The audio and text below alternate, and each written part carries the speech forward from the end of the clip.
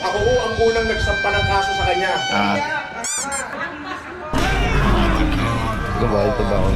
Akala nyo ba sa sokin, ito yung hindi nyo nakita? Dumating na sa Pilipinas ang dating NBA player na si Bol Bol. Yes! Bol Bol! PDD Mouse! Thick ball!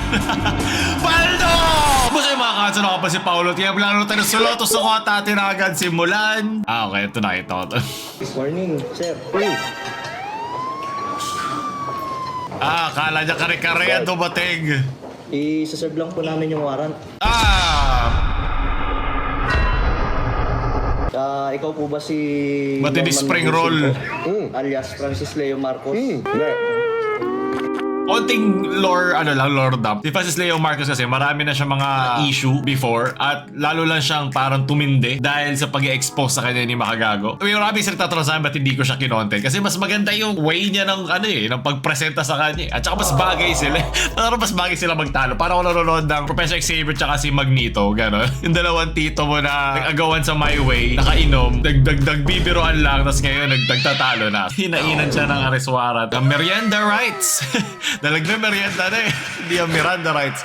Meron siya mga cases sa alleged na misuse ng police uniform. Meron din siya para mga impersonations at mga scams na allegedly ay pinapataw sa kanya. So makita ano mangyayari sa dulo nitong lahat eh. Para sa Code Geass o sa Knives Out, merong ending eh. Meron ka pupuntahan ng lahat at yun yung nagiging entertaining sa mga tao. Kasi alam mo naman ang station sa Pilipinas gano'ng kabagal eh, di ba? So ito parang gusto lang makita ano magiging ending din ito. Lalo din sa mga tao na argabyado mismo. Francis Leo Marcos. Kayo rin ay may karapatan kumuha ng sarili mong abogado.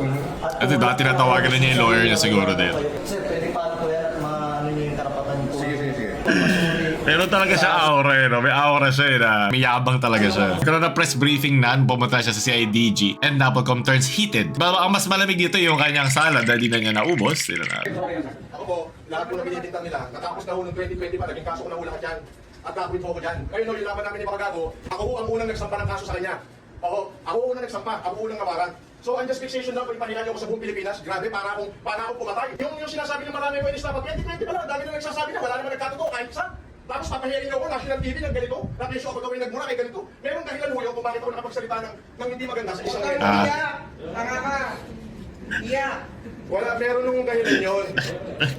Si Bakit? Totoo yan, unjust fixation lang. Pinahiyaan niyo ako buong Pilipinas na ganito, grabe. Mas mabigat yung kinaso ko sa'yo, hintay mo warrant mo. Sir, kaya, sir, baho mo. Buti nga sa'yo. Dinamit-damit mo ako. Nakakilak ako. Siguro yung iba niya mga kaso, mga alleged sa kanya in the coming weeks ay maging totoo or makasuhan siya doon. Ang gusto ko lang dito ay yung fair. Ang gusto ko lang dito ay yung hustisya talaga. Kahit hindi ko siya gusto, kahit nainis ako sa mukha niya, mga pinagsasabi niya kung paano siya manalita, lahat tayo ay merong karapatan pa din. Kasama yan. So gusto ko, mas maganda nga yung feeling na fair, yung hustisya ipinataw sa kanya at nakuha niya yung karapat dapat para sa kanya. Mas maganda yun kaysa parang, kasi kinainisan lang siya or napag-initan siya ng batas kaya siya gano'n. Mas hindi siya fair at hindi siya maganda makita sa ating justice system, lalo na mga influencer yan. Meron din silang batak sa sistema natin. So, agree yung nangyari sa kanya. Pero, naiintindihan ko kung bakit dahil nga dun sa widespread na pagkaka-spotlight sa kanya, hindi Makagago, naging big deal yun. Kasi yung mga taong nanonood din dyan, diba, yung mga nasa pulisya, I'm sure along the grapevine, maririnig yan. Mapapabilis eh. Ganun din naman pag mga national issues eh. Napapabilis pag nasasabi ng news, na-expose ng isang kilalang may following. Kasama kasi talaga yun para mapabilis ang isang bagay. Sana hindi sana dapat ganun eh. Pero nandito tayo ngayon, ito ang nakita natin. So galing dito yan. So inaresto siya, si Francis Leo Marcos sa multiple counts of unjust vexation at si yung Napolcom executive officer na si Rafael Calinisan, yung nakita niyo yung vlog na inaaresto siya, ang nag-announce ng briefing na to na pinanood nyo ngayon. Appetizer salad, main course, arrest warrant. Ang nakakatawa lang kasi, nagtitingin ako ng backstory nila. I mean, how far back ba silang naging connected sa isa't isa? Tapos doon pala ewan ko isa to sa mga nag-start, pero nakita ko tong yung mayaman challenge nilang dalawa. Ito ang pagmumukhang ko ay fucking super fan sa QC but nandito tayo. Just for the sake of it. Kasi syempre, si Idol Marcos ay nag-challenge. Mawala isang challenge. Mayaman challenge. At syempre, dahil ako, kasama ang pamilya ko sa Extreme House, kami ay may... Okay, hindi ko po siya kilala pero may marami nagsasabi na siya raw ay gago. Sa pangalan pa nga naman, Makagago. Ngayon, kilala mo, magiging very close kayo niyan. Ngayon, Makagago. O para sa akin, tulin-tuli ka. Isa kang tunay na lalaki. Yang kagaguhan mo ang kailangan ng mamamayang Pilipino sa panahon ngayon. Mukhang ayaw mo na yung kagaguhan ni Makagago. Ito na, nag-iba na nga sila. From tunay na lalaki, naging ano na sila. Tunay na magkaaway na ngayon sila. Blank room steak. Legends na nakaka-love nito, man. So ito yung huli niya atong vlog recently. Enjoying a life of luxury at grand. So sinabi rin niya pala kung nasan siya. Pero sundan din na rin siya dahil meron nang nakahain na kaso sa kanya. Dumating na sa Pilipinas ang dating NBA player na si Bol. Na Yes! nakatakdang Bol! maglaro Bol! PSG tropang, It all 5 interconnects. Para sa ipinost ng TNT ang pagdating ng 7'3" big man itong Huwebes at personal na winelcome team manager Jojo Lastimosa ang kanyang bago. Lagi yung dadalis talaga sa'yo yung mga kaibigan mo sa paligid eh. Pag meron isang nagsabi ng, alam mo yun, nagkakatawa, makarumal-dumal, hindi ako titingin sa tropa ko eh. Alam ko na yung titig niya sa akin eh. Yung isang buhok lang na gumalaw sa akin, tapos ako. So hindi ko kaya. Bagong import. Ayan. Ang PBA ay susunod na Professional. hamon ni Bol. Professional. Tapos ang stint sa NBA kung saan naglaro siya sa Denver Nuggets, Orlando Magic at Phoenix Suns. Hayop na ball! Matapos madraft ng Miami Heat taong 2019. Tumataas-taas pa ba eh, no? Saludo kay ate at itawid mo ang ball. Minsan talaga ang ball, nakakahirap ka magsalita pag meron yan eh, kasi nakaka-apekto siya sa pagsalita mo eh. Sulot, leche. Hustler kalaban mo. Ateneo, let's go. Escher. Yan ka na naman, paulit-ulit na. Mali mo yun, men. Kung di mo kayang confidence niya, pag-fold ka na kasi. Sabihin mo na lang na hindi mo kaya ang kanyang call. Let it ride! Kung first move pa lang to ng black, paano napunta dito tong pawn? O ano, parang dami na nitong development. Itong isa, pangatlo pa lang. Pero yun yung kanyang strategy. Bago lumabas yung flop, nag-all-in na siya. Para hindi na makasagot ka mo. Di siya nakasagot, diba? Yan ang poker gambit. Declined na niya maging kaibigan. So lot, daily reminder to keep your court is low. Palitan mo to na mukha, lagay mo mukha ni Francis Leo Marcos dyan. Kailangan relax ka lang habang inagaantay ka ng salad mo.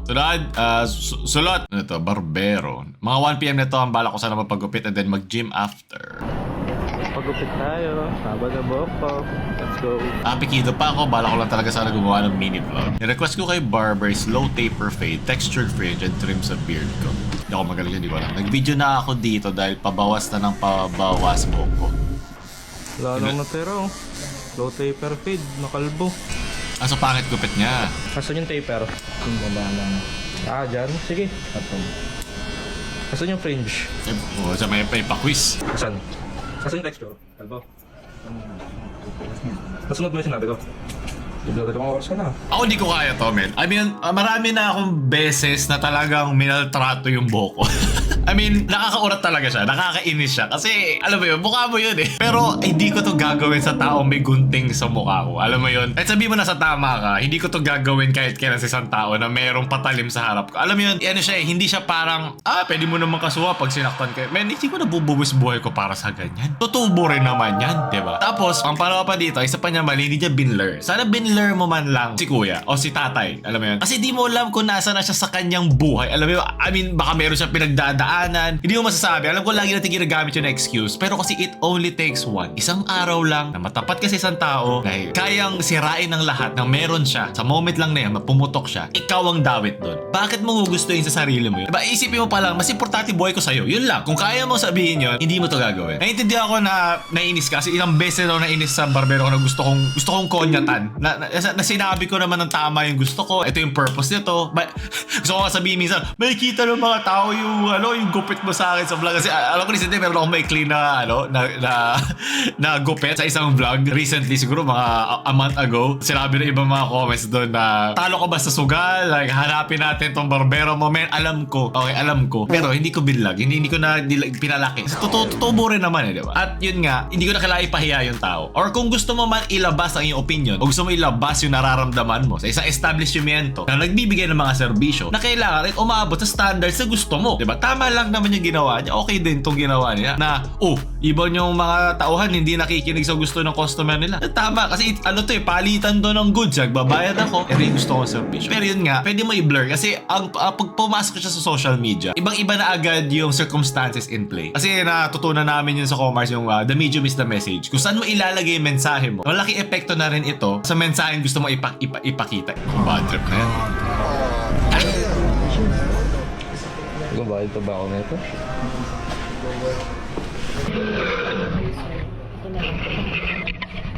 Okay, kasi rinig ka na dyan eh. Ayun na, wag na daw bayaran. So, nag-reply naman daw. Ano sabi? Nag-reply sabi dito and even offer the complimentary haircut but I think di ko nakukunin yun. Yeah. Yun nga. I mean, ito ginawa rin naman niya eh, na ginawa niya rin after yung mas tama. Pero in-upload din niya eh. So, iba na ulit siya ulit. Tapos may update siya dito. Akala niyo basta ito yung hindi niya nakita. Pero sana maging respectful pa rin tayo kay Manong. So, ito yung sa passport. Dami siya siya. Sinabi magpapaservice ako. Pero ito, alam na natin to. Sa hairstyle, hinarap kay last na nagupit sa akin, wala siya. Alam mo yan lagi eh, pag nawawala yung dati na paggupit sa'yo, men, ako inahaya ako na wala akong pakina. I mean, sa dami na pinagdaan ako na talagang winarak yung buhok ko. Okay lang, kahit umabot na utong ko yung buhok ko, hindi ako papagupit agad wala yung naggupit sa akin dati. Hindi na natuto na ako. Alala ko, nagsugat pa nga yung bato ko dito, kasi dry siya. Ganoon niya, sabi, parang hapdi. Tapos, pinapatuyo niya, try niya para hindi magmukhang sugat. Pero wala na eh. I mean, ano gusto mo gawin ko, di ba? Wala na rin kahit sabihin ko sa kanya kung ano yung gusto kong sabihin. Kasi ganoon din, alam niya nagsugat na ako. Wala na, hindi na ako bumalik doon. Yun lang ginawa ko. Pero yep, yun yung nangyari doon. Sinabi niya, ginusto mo yung gupit.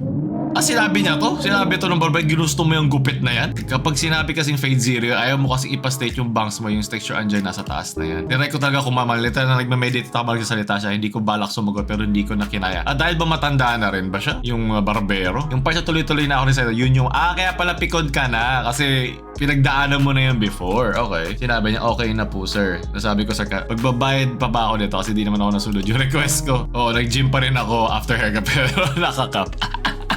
Siguro sa lahat ng nangyari sa roller coaster na to, 50-50 siya sa akin. Lamang sana tong si Kuya. Pero dahil pinost mo kasi online na hindi pa siya naka-blur, 50-50 na. Kasi apektado na siya at yung mga tao sa paligid niya doon. Sana hindi bilang isang tao siya ma-reprimand bilang isang empleyado or isang nagbibigay serbisyo sa isang kliyente. Maling-mali talaga siya doon. Kasi hindi niya ginawa yun na pag-usapan niya. Hindi niya ginawa, hinihingi mong serbisyo na gusto mong ilagay sa buhok mo. So, doon dapat talo na agad siya. Lamang na 90-10 agad yun. Pero dahil pinost mo na siya, ang dami ng iba pang ramifications na kasama yun outside nun. Pero naiintindihan ko pa rin yung inis mo sa kanya. Naiintindihan. Pero yun nga, baka sunod na mangyari dyan, mag-post din si Kuya eh. Nag-post siya mismo sa kanyang naramdaman na stress sa pagka-post sa kanya online, diba? Ang daming bagong layers sa isang issue pag pinopost siya online. Siguro ang daming mga issue ngayon na sobrang viral kung na-post siya. Pero hindi. Baka napag-usapan ng mahinahon, dumaan sa tamang proseso, sa mga kumpanya, sa mga emails, at nagtapos na doon. At ginawa rin naman niya, ginawa rin ni Kuya. Pero yun nga, isipin mo na lang kung kunyari binidyo niya to, pinakita dun sa sa cashier or dun sa counter na ito yung ginawa ng nyo. Ito yung pruweba ko na sinabi ko yung gusto ko. And then, di sana yung penalty or yung mga kasama na parusa sa mga ganitong klase pagkakato ay very professional, internal, di ba? Na madaling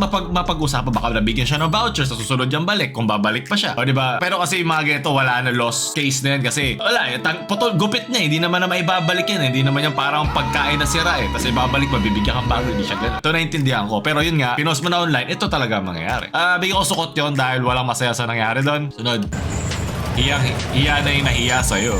Kuya, pwede pa yung pandesal? Humingi ka na din. Isa lang. Ako gusto mo rin ang mainit na tsokolate. Milo, lakas mo po. May biyahe ka na nga. Passenger princess ka pa. Meron ka pang almusal. Boyfriend na yan Ikaw lang na nagpapaligaw. Solot. Sweet yarn. Grabe naman ka-sweet to. At least hindi niya kinuha ba tumatay aso, diba? Para walang kasabit, leche. Panira ka naman sukot. From Rexy, feeling entitled na coach. Hindi na niya kaya. Sakit yan. Lalo pag pagod ka na.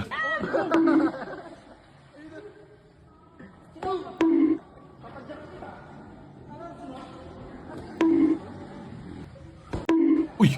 O, tinadyakan nga niya. Akala ko expression lang, literal mo. Ba't siya nagalit? Una-una, dapat ka nakaka-motivate ka eh. At alam ko may mga ganito naman talaga. May mga tarantado talagang hindi nakikinig. Pero hindi mo dapat pisikalin. Usapang legal na yan pag nakasakit ka. Kahit sino ka pa, wala kang karapatan na manakit. Pinakat ko lang syempre sa ating editor yung pagsipa sa kanya, tsaka yung pagbato. Sukot. Sunod. Ganito pala kagulo ang nerves natin sa katawan, mga boss. Yan. So, medyo na-curious lang ako kaya ginawan ko ng paraan para hindi siya masyadong magulo dyan. So, ayan, inayos ko na siya, mga boss. So, ganyan na siya. Sa mga gustong magpagawa, Naalala ko na naggawa tayo na parang PC setup review. Flashback. Ano to? Bakit may tisyong matigas dyan? Ano ba? Walang hazard dito. Kailan nagkaroon? Ito lang hazard dyan. End of flashback. Na kung gaano kagugulo yung mga wiring nyo, yung mga kable nyo. Kasi ano yun, kailangan mo ng mga clamps para dyan eh. But tama nga lang, baka pag ganito, baka mag-ascend na tayo, baka ma-unleash na ang 100% nakakayanan ng isang katawan ng isang tao. Hayop pwede nyo kung kontakin. Meron din akong ginawa premium dito. Lalo na sa mga mahihilig ng gaming dyan. Ayan na, ginawa na natin. Nilagyan natin ng mga yeah, oh, sa mga LGBTQ, let's go! The RGBTQ! So, medyo maganda na siya. Hindi Tama, na siya tama. magulo. Ganda. Kontakin nyo na lang ako. Magkano ba yan? Magkano ba isang set PC dyan? Yung may ganito. Sorry na ganito para di ako ma-stress sa mga sukot. So, nahanginan ako na maayos. Salot. Bad trip. Umiigit yan sa walang lakas. Grabe naman yung...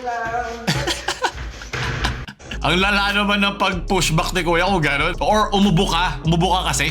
Mazeste yung pagkaano mo eh. Wag po, parang gusto eh. Sunod. Bukid na ina mo, Paldo! Paldo! Yes! Kingin na Paldo na naman! Yes! Paldo! Boom! Panis! mo! Ito gupit, maganda gupit niya kaya siya pumaldo. Nalalo ko yung pagong namin dati. Pagkakita siya ng pagkain. Yes, kakain na, Paldo! Sulot. Yo, bo, tsaka meron akong pago, meron din akong hamster!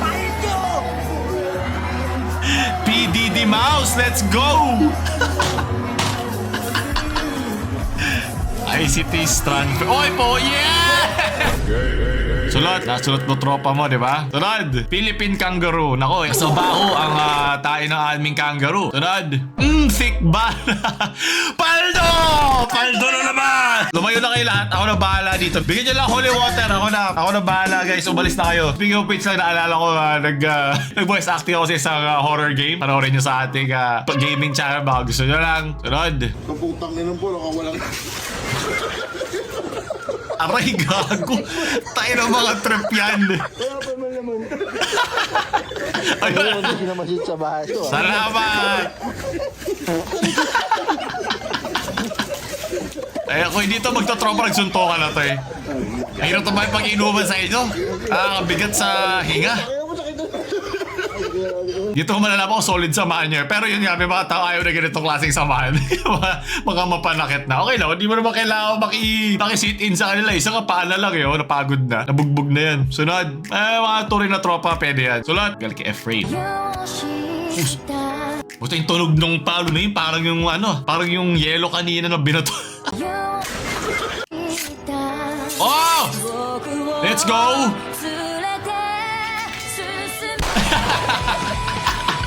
Bakit mo pinunasan? Dapat ginanon mo. Dapat kinuha mo lahat, kinalap mo. Sulot ang tropa. Panguli, animation. Philippines noon. Give me your money. Alam ko yung reference na yun ah. Senyor Pelo? Yes, Senyor Pelo nga. Yes, siya yun. Si Mookie Show. Gusto ko to, ang weirdo nito. Lalo yung kaya itong crocodile. Okay, ako makapiright. Pero naalala ko yung reference niya. Sorry, Philippines ngayon. Malamig nga pala. Mapainit na uli. Pa-March na eh. Okay, baka ano ba kaliwat ka? Pugi mo naman. Mas malamig ang aking wallet. At doon tatapos natin sulot at sukat ngayon. Gustuhan nyo ba yung super umaga nito? Huwag nyo na like, share sa mga kumakain ngayon dyan. Sana ay walang biglang dumating sa iyo at mag-serve ng Warrant of a Salad. Huwag nyo na subscribe. Ano nanalo ngayon? Sulot o sukot? Paulo na mamalam. Shoot!